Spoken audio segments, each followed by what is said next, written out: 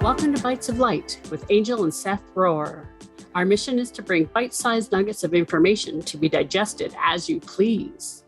Take a quick bite or stay for the whole party.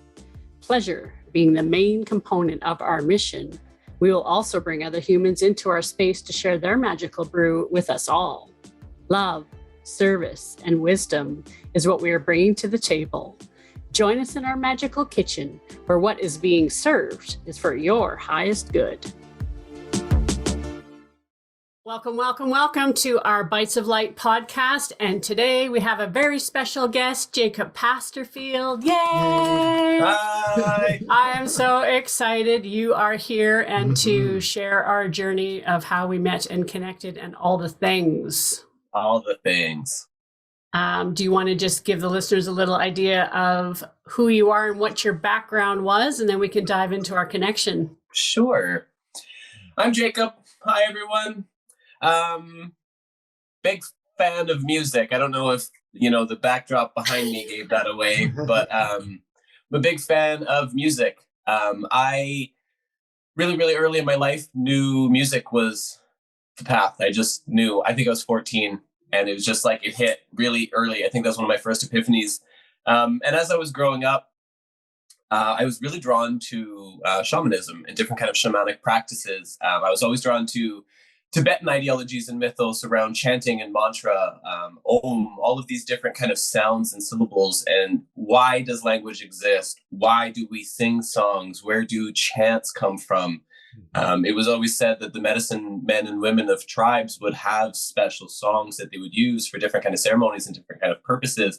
And that was like catnip for me. I just wanted to figure out what do you mean? There are special words and phrases we can say to kind of reflect specific circumstances. And so that led me on a very long journey of learning and growing and just kind of figuring out as much as I can. I went to school in San Francisco to study sound healing and music therapy. And without knowing it, I was accidentally studying alchemy along the way as well. And that just everything just kind of beautifully came together and precipitated in this cool kind of process of just sharing sound and vibration and music and the way that kind of impacts and affects us on every kind of level of our lives. And that's what led me to here. Yes. Excellent. And that's what led us to our connection, because I was looking for a sound healer to do an event, and I just knew it had to be you. And so I reached out, and it was what did Sammy call it yesterday? Yes. An enthusiastic yes. It was an enthusiastic yes. Yeah. Our podcast yesterday was about boundaries and learning what the enthusiastic yes means. And that's what it definitely was for us. Yeah. And we had never really met and created some beautiful magic together. And then we didn't talk for a couple of months. It was just like we did this one gig, so to speak, and then off we went into our lives. Mm-hmm. And it was Christmas. We're now looking at it's our anniversary, Jacob. Wow. It is. Oh my goodness. I just put that together.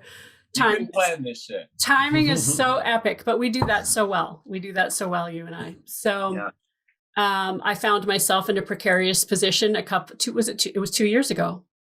Was 2 years ago. 2 years ago, I found myself in a precarious position at this time, and reached out to Jacob because I knew he was a safe space and said, "Hey, man, I need somewhere to live." Well, it started with advice. So we did a tarot card reading. That's right. Yeah, and the tarot card reading kind of helped you point yourself in a direction that made more sense. And within that direction, I was like, oh, and also, you were the direction. I have a house. And I could use a cool roommate. And that just lined up beautifully.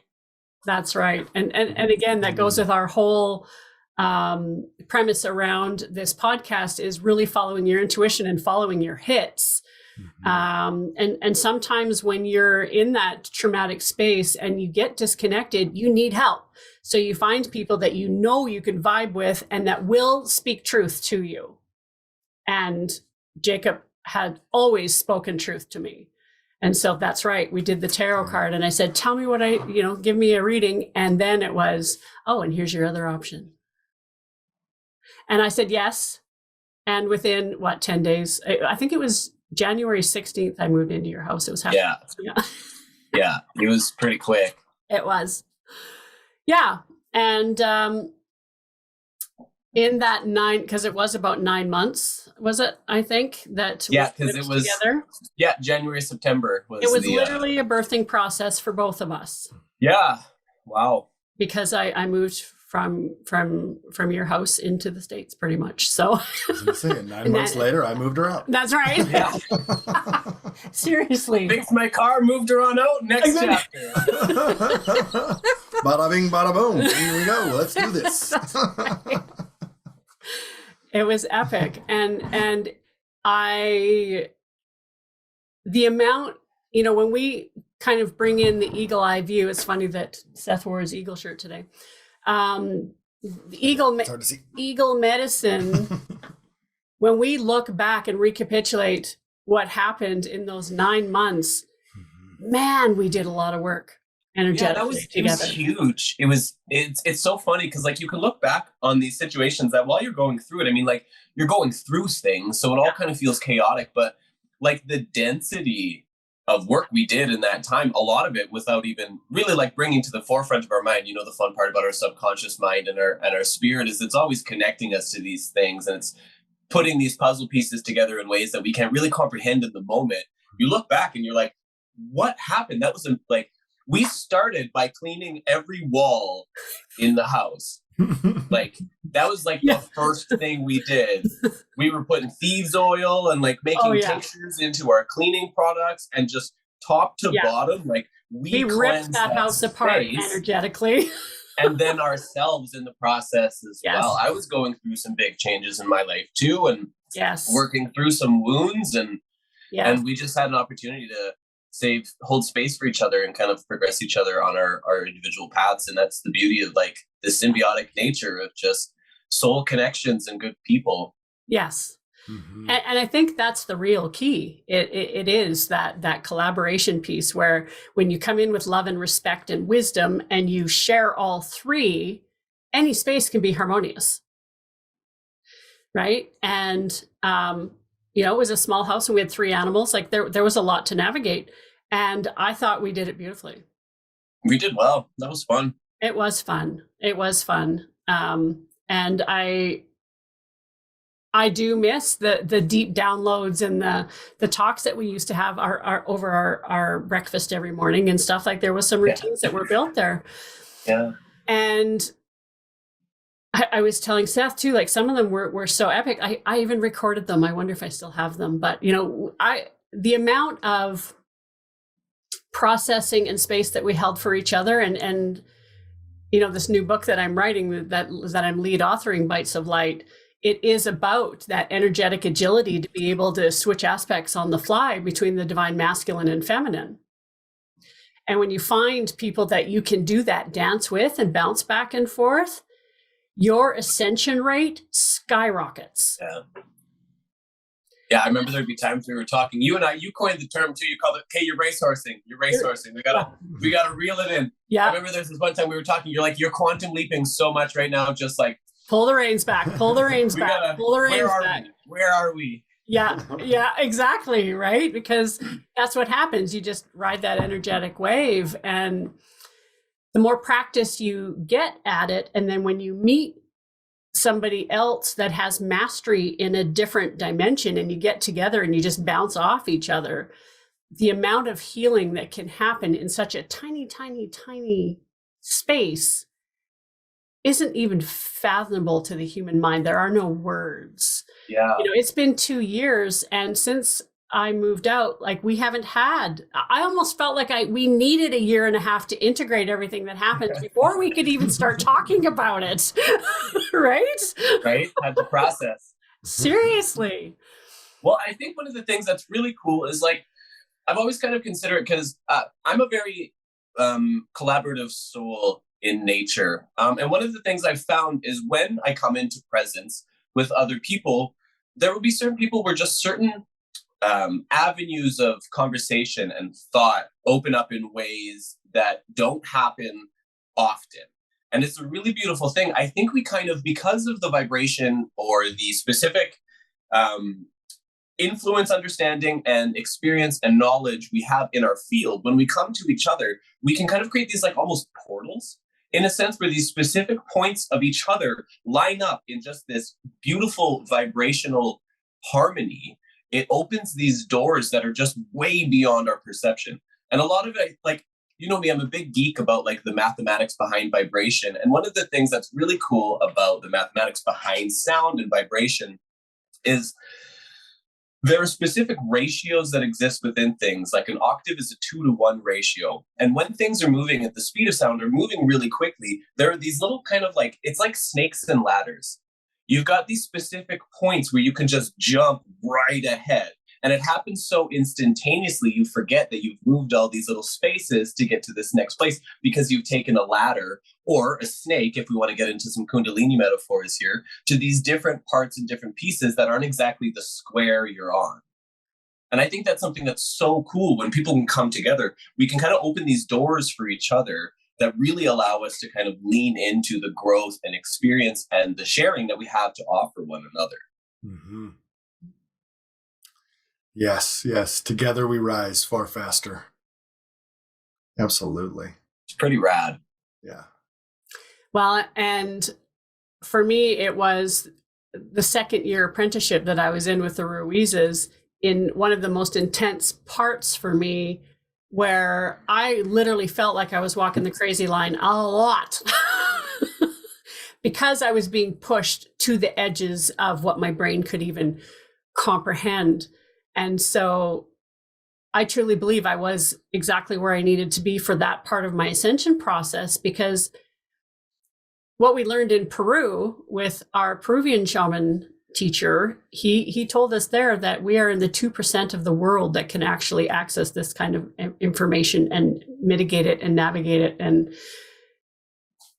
that kind of made me, okay, I'm not crazy. I'm just accessing new spaces, and it's okay. That's the sweet spot. Am I crazy? Right? Right? And then I hear my trauma therapist in my head, if you can actually ask yourself the question, are you crazy? Then you're not crazy. Yeah. Yeah. You have the rational thought for that, you're good. Right. You're good. The objectivity is key. Right? Yeah. And one of the other wild and I think key pieces for me about knowing I'd made the right choice, you know, because in our previous podcast, we've talked about really trusting your body and your intuition and the universal signs that come in.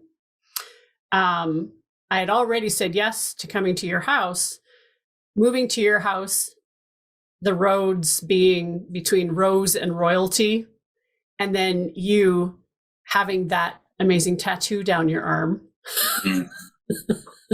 was also... Where is it? This one. It's hard to see over Zoom here, but I have a tattoo of Quetzalcoatl and Tezcatlipoca. Yeah. Yeah. So tell us why you did that. Well, as I mentioned earlier, I've always been into shamanic mythos. When I was raised Christian, I was raised Mormon, and when I actually, what happened was I had a psychic awakening around the time I was 16 and started getting psychic impressions from other people and seeing auras.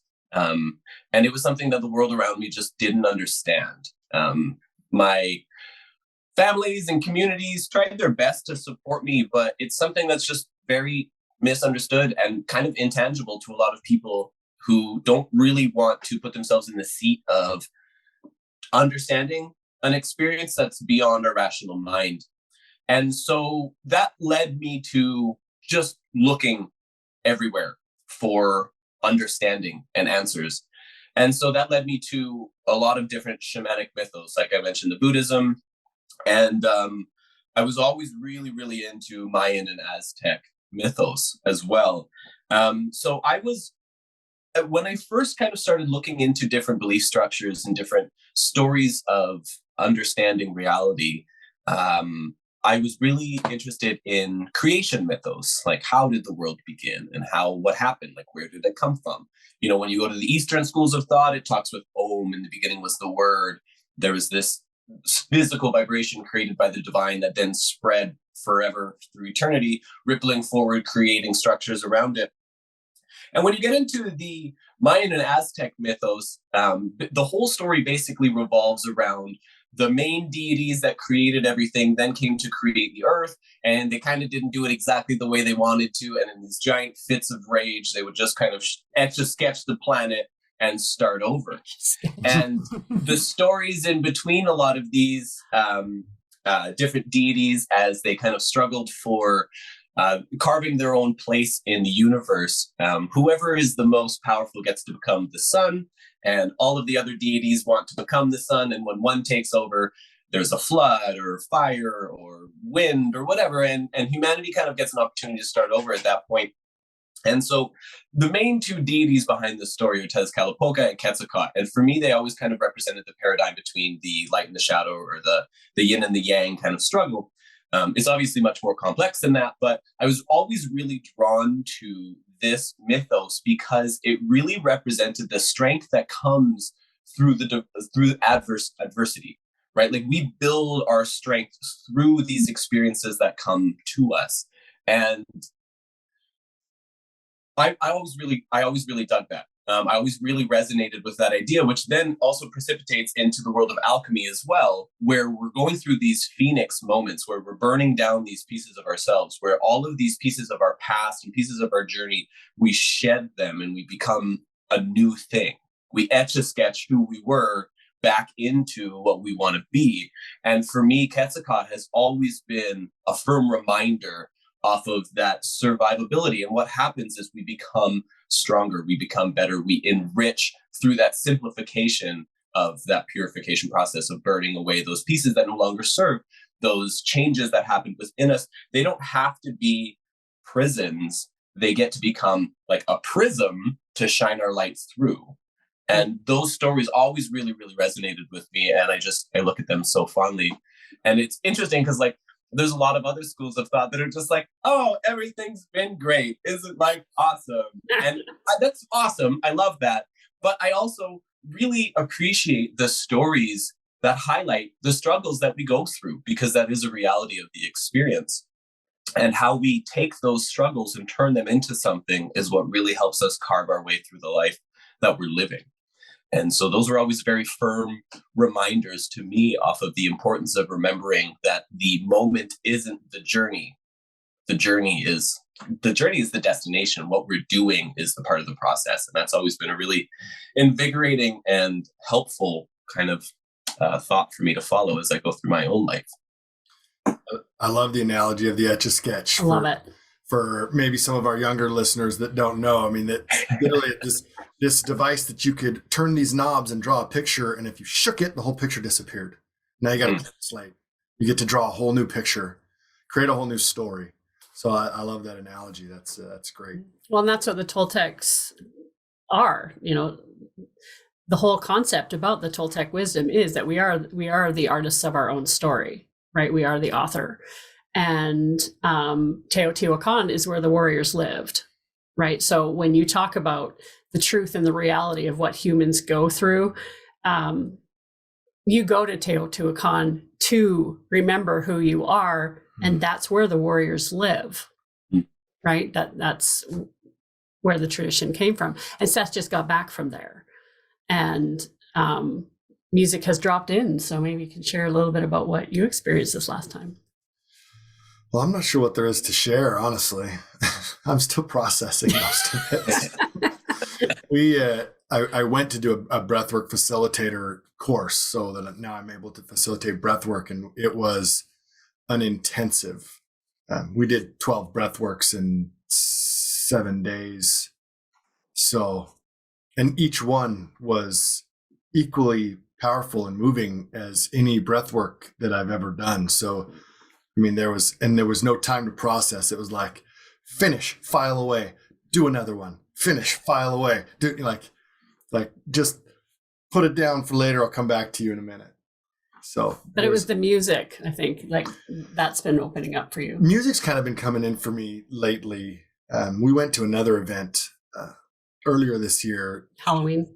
Over Halloween, it's a Celebrate Your Life event, and there was a guy there who's really getting into music, Barry Goldstein, and he's doing music as a way to heal. And that was the first time I seen it integrated with people that were talking about psychic mediumship, and they would just be like, hey, we're gonna, and randomly every speaker through the whole weekend would be like, hey Barry, can you whip up some music for me? I want to do a thing. And he'd just get up there and just intuitively start doing a thing that would flow perfectly for them. For guided meditations. For guided meditations or whatever. Yeah. And that was, and music had been coming in for me. And I'm just realizing, I guess, that it's coming in for me. There's been times where I've been in the shower and vocals, mostly just through vocal noises.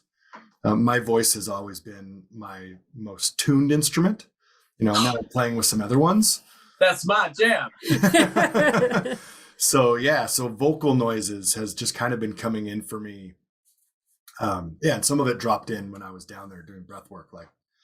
Now I realize that I've spent past lives in chanting circles, leading rituals that were dancing around the fire and chanting and whatever that, I don't know the details of the, who I was and the cultures and the names, but those images have been coming in for me. So yeah, definitely it's I'm super excited to learn and expand that side of the music healing and the sound healing and the, and expand people's awareness of it, because it's not just playing instruments and other people doing things. It's even when I start my meditations now, I usually just go through some whatever kind of comes up as I exhale, whatever just vibrations want to come out.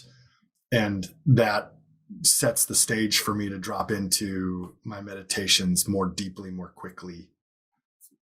So just such a powerful practice. It's so powerful. And absolutely. So I think, for me, one of the things that I've learned and that I really feel is I think that, so especially in breath work and guided meditations and facilitating the music for ceremony, I always find that there are two main elements that come forward, and one is beat and the other is voice. And another thing that's cool is anthropologically, we can look back to every single culture that we have written understanding of. Every culture had an indigenous drum and an indigenous flute. And for me, that represents two elements. It represents the beating heart, right? That's what the drum is an emulation of. Because what was the first song you ever heard? Well, it was your mother's heartbeat while you were in the womb. And then you started dancing, and you've been dancing ever since to this living drum you have within you. The next is the voice, right? We squeeze air through these tiny little strips in our throat and miraculously create every sound and every word and every song ever sung. Right. It's just an amazing kind of facet of our life. And those two elements I find are very, very prevalent in every kind of form of everything, right? I mean, I think in any song you've listened to, at least me, most people listen to the beat or the lyrics. And I think people kind of deviate depending on their own kind of personal, interests. But those two things are just so prevalent and so important. One of the things that's really cool, especially with breath work, is I find that the beat is really, really helpful because it helps you kind of attune your breath to that specific rhythm. One of the things that's miraculous about our bodies as well is our bodies are always trying to create harmony with the world around us. Within 30 seconds of listening to a rhythm or a beat, your heartbeat will rise or fall its pace to match the tempo. And within 45 seconds, your brain waves do the same thing as well. So over time, we actually become entrained. We synchronize to the world around us through these, it's invisible, this pulse. It's not like a tangible thing. There's not someone coming up and you feel it, right? Your body just receives it, your body responds to it, and then your body creates it. And now we have this beautiful symbiosis of this cool kind of interweaving pattern. And in my mind, I picture it as the figure 8, right? So as we receive, we then push out, and that changes the reception to then what we give. And it just comes back and forth. And it's this very, very powerful, beautiful thing. And the same thing happens with your voice, as you were mentioning, Seth.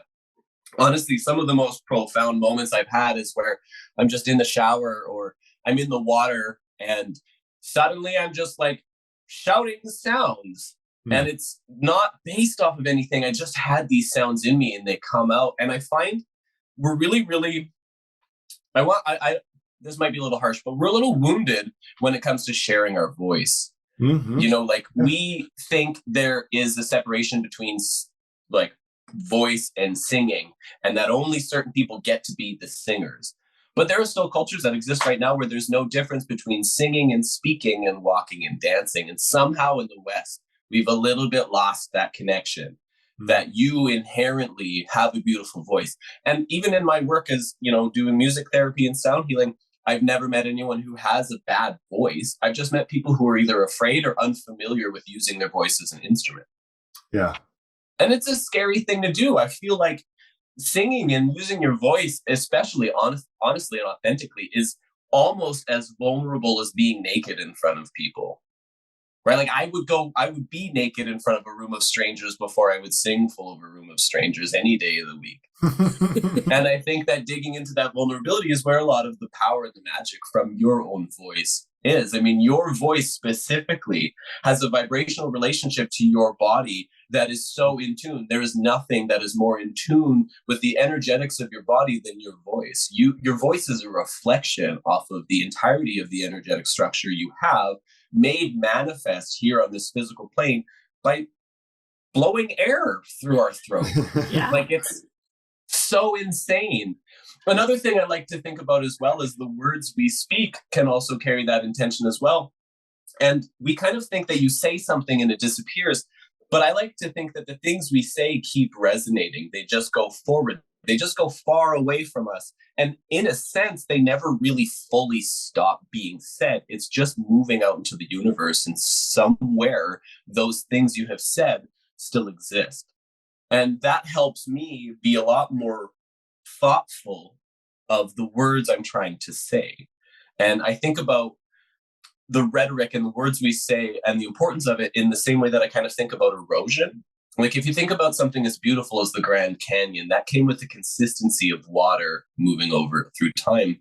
And I like to take a metaphor of our bodies as a sculpture that we're chiseling against the sands of time, and our voice is what kind of carves ourselves into what we then become. So the words we hold so much weight, and they have such a beautiful and profound effect on our body that we can then in turn use to facilitate growth through ceremony, through breath work, and through ritual. It's just so cool. Yeah, I think that's a powerful way to describe the concept that's been out there for a long time of you are what you expose yourself to. You are who you hang out with, right? Like we've all heard, you know, that from our parents, or, you know, don't hang out with them, they're bad influence. And oh no, it's fine. But, you know, science is showing that, like you said, that your heartbeat and your brain patterns want to find an equilibrium with what's going on around you. So if you expose yourself to shit and negative, heavy energies, your body is going to try to find a rhythm with that. So, and like you said, with the words. So now if that's true also, then what are we wanting to put out for other people? You know, are we wanting to put out shit and dragging other people down, or are we wanting to put out a higher energy that can lift other people up? So being very conscientious of what you choose within your field is going to affect you on a level that your brain can't even comprehend, but it influences your subconscious and it influences your physical body. So when you hang around in heavy energy with needless drama and you wonder why you're getting sick all the time, it's no secret. Science is showing you that is going to affect your body. It's going to drag you down into those energies. It also makes a lot of sense why when you go to places like Teo or these sacred sites in Peru or Mount Shasta or any of these places where the veil is thinner and the energies are more significant, why you just feel good. Like you feel this energy and you are able to take these quantum leaps a little easier because they are raising you up. Your body is trying to then find equilibrium with those, and they're way higher than your normal environment that you hang out in. So you don't have to put as much of your own effort and energy into then leaping forward, jumping higher. You know, if you jump from here and you can only jump 10 feet, you get to here. If you jump from here and you can only jump 10 feet, you don't even get to where you're starting up here. Mm. Your ability to leap doesn't have to grow when you raise the platform with which you're leaping from. Yeah, Just absolutely. super conscientious about what you're allowing into your field. The voices that you allow, the shows you watch, the books you read, the conversations you have, your workplace, the city you live in, like all of these things are going to affect your ability to rise up out of the situation that you're in.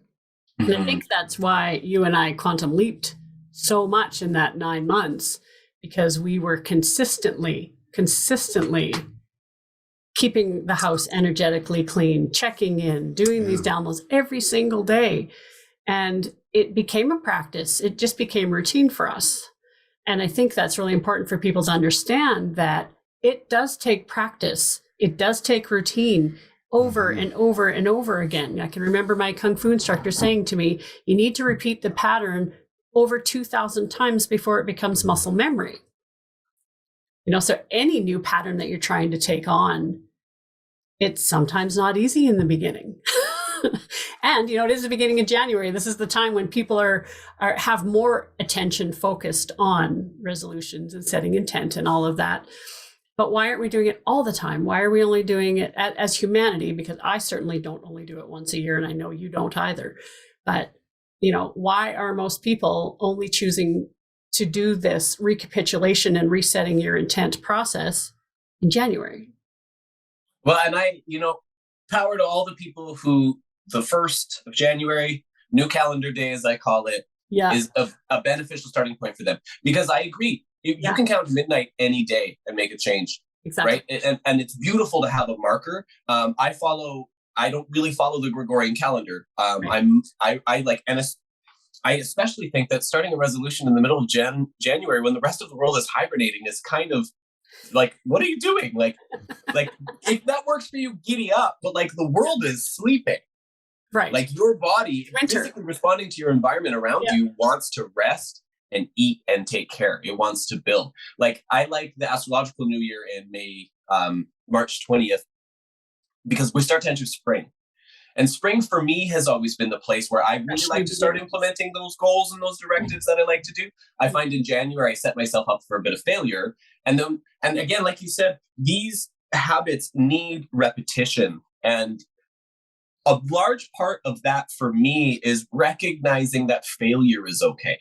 Yes. And again, this kind of ties back into the kind of alchemy of struggle, is the failure is okay, right? Like when you expect yourself to just be able to jump into this new ideas and these new steps for you, awesome. That's a great mental space to be, but physically things take much longer. When we're quantum leaping, you can go light years ahead of yourself, but your physical body's got to do a day-to-day incremental growth. Yeah. Right. You've got to unwire. You've got to remove conditions. You've got to go through trauma blockages that have prevented you from doing those things. And it's a difficult task. And I think the grace that comes from that re-beginning and that restarting over is a very, very important part. Just remind yourself, like, you got to be a dude or dudette like, you got to be in your body. You've got to be able to just go a step at a time. Some days it's going to be easy and bright and you're like, I'm crushing it. Other days it's going to feel like you're dredging through sludge and you just want to stop entirely. And then also there will be times where it's okay to like give yourself a moment to just integrate and just don't do. Yeah. And I think that that's a large part of it as well, as like giving yourself the grace and the opportunity to understand that and recognize you're moving through a lot of things as well. Well, I think especially for a lot of people who have endured deep traumas, the top chakras can get blown wide open and you can be completely ungrounded. So, there's a lot of people, especially, with what the world has gone through over the last couple of years, as a collective, we're almost all dealing with some strain of PTSD. And so now we have all these humans that are only in half of their bodies. They're only halfway in. They're not completely embodying and getting right down into their toes in the grounding. And I remember that's a lot of the work we did because we were blowing each other up so much, right? We've had these conversations about get back in your body. Like, this is your soul basket. This is your home on earth, not the physical dwelling you're in. You have to be comfortable here first before you're going to be comfortable anywhere. Yeah. And so we spent a lot of time regrounding each other. Yeah. And I'll I help still have a giant both chunk up. of tourmaline. I still have a giant chunk of tourmaline here from when we lived together. I'm like, yeah, remember, down in the body. Yeah, stay in your body. Stay, and that it's safe, and to not abandon yourself. That's the other key. Not only get into your body, don't abandon yourself, because yes, you might understand it, and you've had the quantum leap and the clarity to understand, why we're actually here and what our missions are.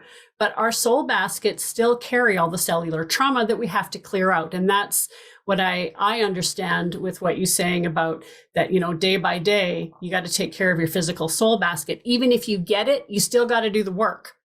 100%. Still got to clear out the soul basket. Yeah.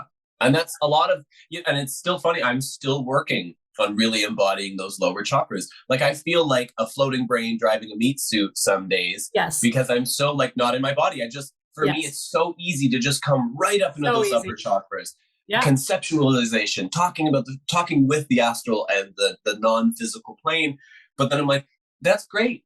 Awesome. And now how you function. You've got a lot of work to do. Yeah, you've got a lot of work to do. And it has been difficult, especially over the last little while, when I'm really trying to embody those lower, I'm uncovering those wounds that I have from adolescence and childhood and trauma. Yes. And especially when we're in the lower chakras, we're talking root, sacral, and solar plexus. So root is those feelings of security, like nourishing yourself. Like I have poverty wounds from times where I didn't have food and tons of starvation. So now I'm going through these things and I have to reintroduce better habits on a physical dietary level. And so that triggers all these poverty wounds, and I have to, and then I get all wound up about the state of the world and capitalism and no. And it's like, okay, that's enough for today. Yeah. Next. And then the next day I'm like, okay, cool, let's do some sacral work. I'm like, cool, sex trauma, masculine and feminine structures and the weight of the world and and you're like, and that's super fun to dig through because yay. Sure can be. And then you're like, okay, that's enough for today. Yes. That's enough for today. And then you get into the solar plexus and you're like, who I am, identity. Oh, all the times I've been pushed down, told to be not as loud as I am, told I'm wrong for the things I believe, never given an opportunity to be seen, heard, or express who I really am on a fundamental level. Okay, that's enough. That's enough for today. Yeah, it's hard work. Those lower three chakras is where all of our shit sits. And that's what we came here to do, really. We came here to be physical. Yeah. And they're the most tied up and convoluted parts of our being. But that's the journey. That's the beauty of alchemizing these things we've been through and turning them into gold, turning them into better experiences that can enrich our lives. Mm-hmm. Yeah. And one of the new visuals that's come through since I've been, since we were living together is we always talked about tree roots and, ground your roots into the ground and tie them around the center core of Mother Earth. But the untangling of the roots, and some of the roots are no longer needed, and it's okay to prune. How we always prune above? We prune to make our trees look all nice and pretty. But sometimes digging up some of those roots that are actually anchoring you to places that aren't serving you anymore, those have to be, the rotted roots need to be pulled out, fresh soil, and transplanting the plant into new fresh soil. Sometimes the whole plant needs to be moved. Yeah. Yeah, that's a beautiful way to think about it too, because a lot of those roots that you had laid down in the past came from necessity. Exactly. And when you leave that situation that was built off of desperation and a survival instinct, we're not in that environment anymore. Exactly. So you keep how are you going to thrive if you stay there? Absolutely. You're pulling nutrients into your tree that don't feed you the way you deserve to be fed anymore. And what happens when you transplant a plant, even if it's just a house plant or, a plant in your yard? They thrive in new environments. Mm. Right. So, and that's funny too. A friend of mine who's got an amazing green thumb says, I never repot plants in winter. I always wait for spring. Right? That's the way of plants. Right? Yeah. So this whole concept of, we take care of the outer If we're going to take care of the inner, our inner roots are inside, the work is within. We can pretty up our soul baskets as much as we want on the outside, but are you taking care of the roots and getting rid of the dissolved roots and maybe even diseased roots? Because we know in nature that happens as well. Or bad soil. Are we releasing that? Are we moving ourselves when it is necessary? And that's, I can apply that analogy to my situation. I was in a poisoned pot and removed myself. Mm-hmm. And now you're blooming in a beautiful environment that caters to your soul in such amazing ways. Exactly. And you were a huge part of that transition. So thank you. Right back at you, sister. Yeah, it was awesome. It was awesome. So tell us what you're up to. Well, I'm so actually today is my year anniversary being in this new place. Yay! Which has been really cool as well. It's just a nice, cute little basement suite, and I have my, chaotic mess of beautiful instruments. A lot for me has been, honestly, I've put down a lot of my practices. I put down a lot of my egoic attachment to the ideals that I was. I think this kind of ties into I was taking care of the outer side of the tree, right? I'm like, what am I? Well, I'm a sound healer. I'm a music therapist. I love music. I do all this creation. But I was just talking about it a lot. Right. I found I wasn't really embodying it as much as I needed to. And I found I was utilizing these modalities as a crutch because it made me feel like I had a little bit more of a place in the world, which again, there's nothing wrong with that. That totally served me for a long time. Carving out what I really am was really important. But I got to the point where the role of what I was superseded the importance of really embodying what I was. So I kind of put everything down in a sense of like, how can I start over? Like, where do I really need to look at? And for me, it was, again, starting down with those roots. And so over the last little while, I've been doing a little bit more of like unassisted personal work instead of leaning into my bowls and doing the meditation, which is beautiful. Like, I still love that as a practice. It was more like drop all of that and sit in that space instead of leaning into these tools and these instruments, which are so beautiful and so profound. What is it like without them? Mm-hmm. And so to just kind of experience a lot of that, I found that a lot of my wounds weren't being tended to. In my subconscious garden, I was just pulling the weeds. I wasn't uprooting the weeds. Right. And I'm like, where is the dissonance in between that fulfillment I need from my environment and those roots of the past that are preventing me from really embodying what I want to grow into? And a lot of that for me has been really digging into making my own music. Because I've been really shy about that. It's funny. I teach music professionally. I help people with music therapy, but I don't consider myself a good enough musician to make music, which is it's irrational. Like, even my mind is like, that's so ridiculous. Right. But it is still a thought that I embody and that I occupy. Right. And so that has been a very large part of me moving through that, because that's what's been important to me at this specific point in my journey. And so for me to unravel where that comes from, as I mentioned, it stemmed from, I had my first psychic awakening really early in my life, and it was misunderstood, misdiagnosed. I was put on all sorts of medications for things that I didn't need. And just because my frame of reference for sharing those things comes from the idea that I wouldn't be understood. And same thing with my music. Like, I make interesting music. It's very synthy. It's very loop pedal. It's very distorted. It's kind of like, my friend described it as like 9 Inch Nails meets Lady Gaga. And and it's so funny because I feel like I was just embodying these two parallel worlds, and I wasn't giving myself the space to bridge them together. I was like, okay, cool. Well, I can do this music for kirtan and chanting and mantra, which sounds vastly different from the music that I want to make to fulfill myself. Mm-hmm. And giving myself space and understanding to just go, it's okay if no one likes it, or it's okay if it's not good enough. Like the fact of the matter is, it's important for me to be honest with myself about who I am and what I want to do, and then working towards bringing that into the world.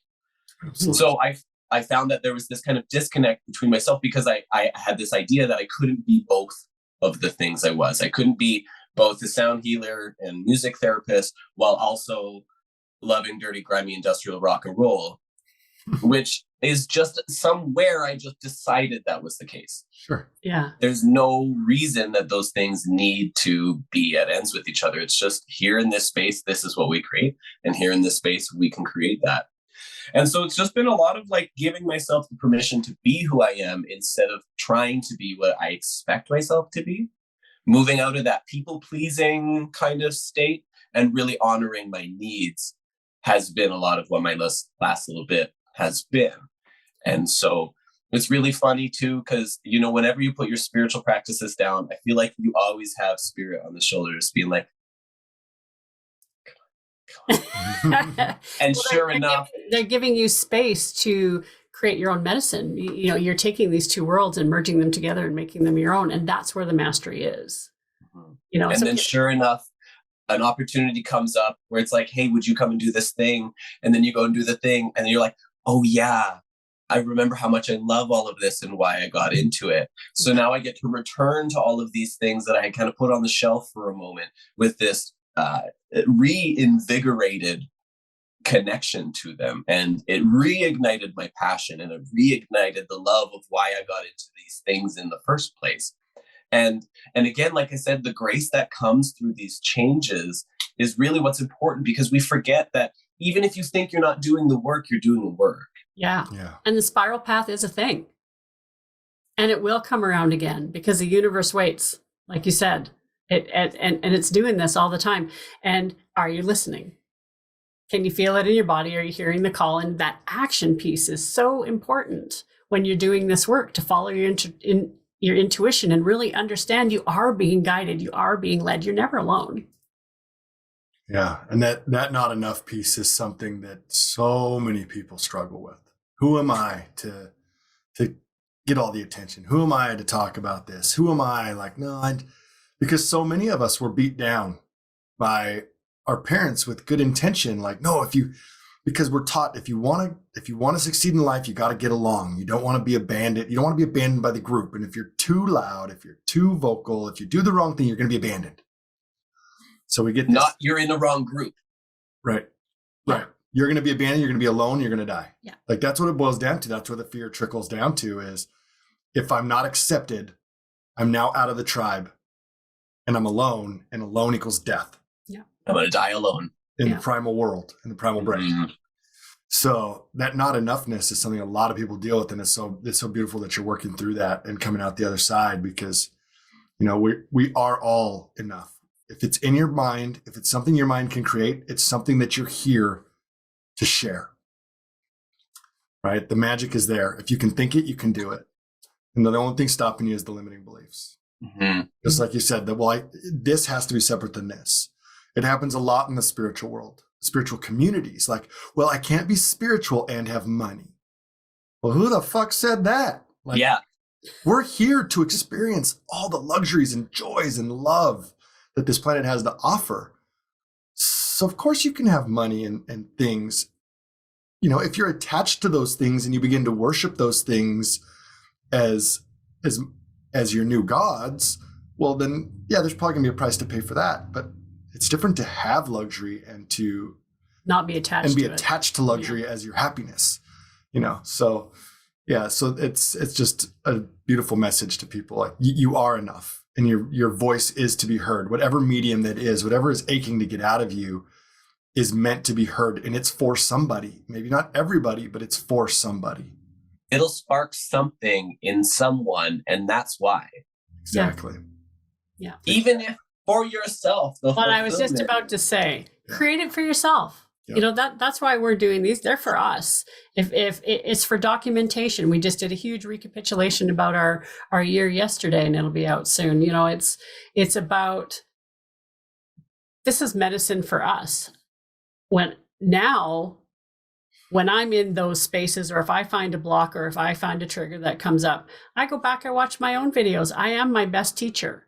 The medicine that we birth out of our own experiences is the exact medicine we need.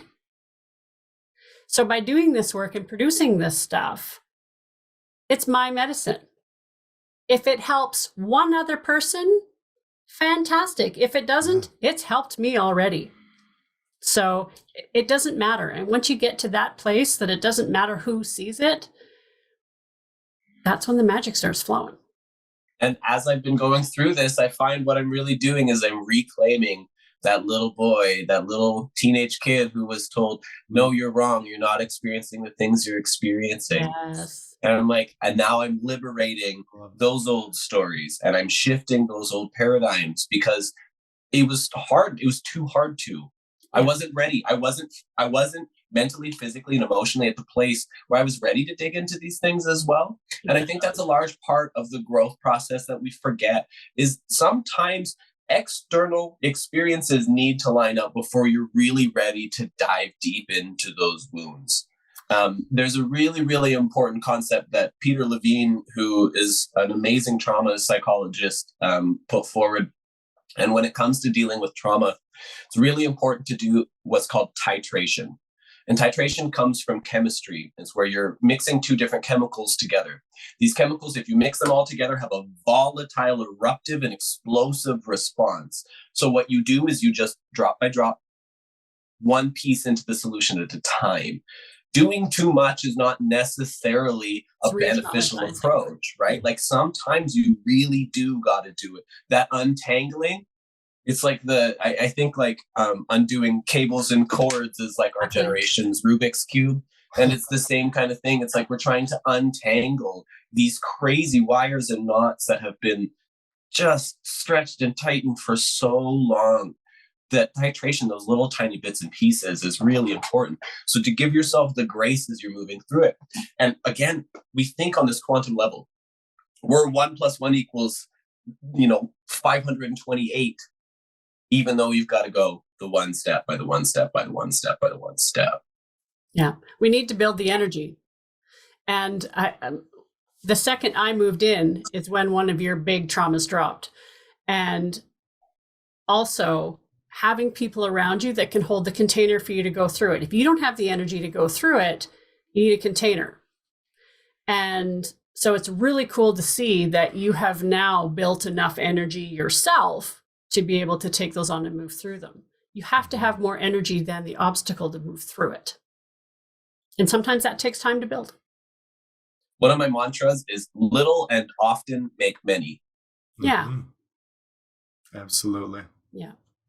Yeah. Yeah, you don't got to take the big boulder up the mountain. You can just kind of chisel away and take it up in smaller pieces. Absolutely. That's right. Even if it's a little bit more work in the long run, like you run the risk of hurting yourself along the way. And then you got to go backwards and take care of that anyways. So exactly.